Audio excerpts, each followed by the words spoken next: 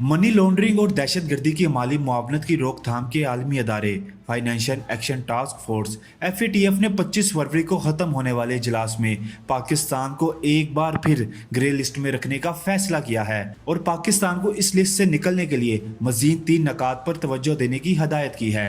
इस इजलास में फैसला किया गया कि पाकिस्तान को 3 सिफारिशात पर मजीद काम करने की ज़रूरत है, इसलिए इसे जून 2021 तक ग्रे लिस्ट में ही रखा जाए। जून के इजलास में FATF इस पर गौर करेगा और पाकिस्तान को ग्रे लिस्ट से निकाल दिया जाएगा या इसे डू मोर का तकाजा किया जाए। वाजिया रहे कि पाकिस्तान को सन 218 में ग्रे लिस्ट में डालते हुए कहा गया था कि पाकिस्तान FATF की 40 सिफारिशात में से सिर्फ 13 पर पूरा उतरता है और इससे 27 सिफारिशात पर अमल दरामद करने के लिए 1 साल का वक्त दिया गया। 25 फरवरी को खत्म होने वाले FATF के इजलास में कहा गया कि पाकिस्तान को अभी 3 सिफारिशात को मुकम्मल करने की जरूरत है। जब से पाकिस्तान को FATF की ग्रे लिस्ट में शामिल किया गया है, पाकिस्तान के पड़ोसी मुल्क इंडिया ने बढ़ चढ़कर पाकिस्तान को ब्लैक लिस्ट डालने की कोशिश की है और कई बार तो इंडिया के सीनियर वुज़रा FATF के इजलास से पहले पाकिस्तान के ब्लैक लिस्ट में जाने की पेशगोइयां कर चुके हैं, लेकिन अभी तक ऐसा नहीं हो पाया।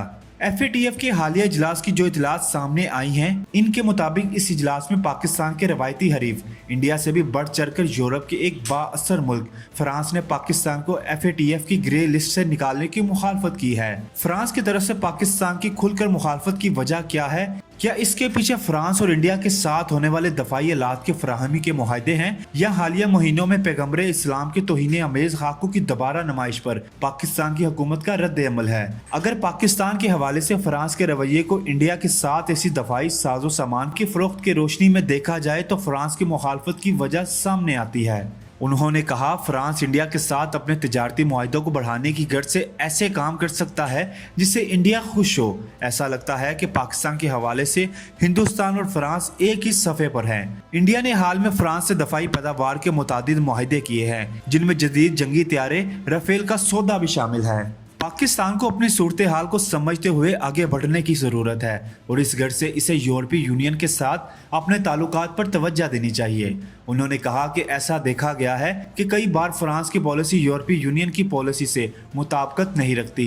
पाकिस्तान में FATF कोऑर्डिनेशन कमेटी के सरबराह वफाकी वजीर हमाद अजहर ने इस्लामाबाद में प्रेस कॉन्फ्रेंस करते हुए कहा कि पाकिस्तान के अब ग्रे लिस्ट से ब्लैक लिस्ट में जाने के इम्कान खत्म हो चुके हैं। उन्होंने कहा कि FATF ने तस्लीम किया है कि पाकिस्तान 90% सिफारिशात पर अमल कर चुका है। उन्होंने कहा, बकिया 3 नुकात पर बहुत से काम पहले ही हो चुका है और इसे बहुत जल्द मुकम्मल कर लिया जाएगा।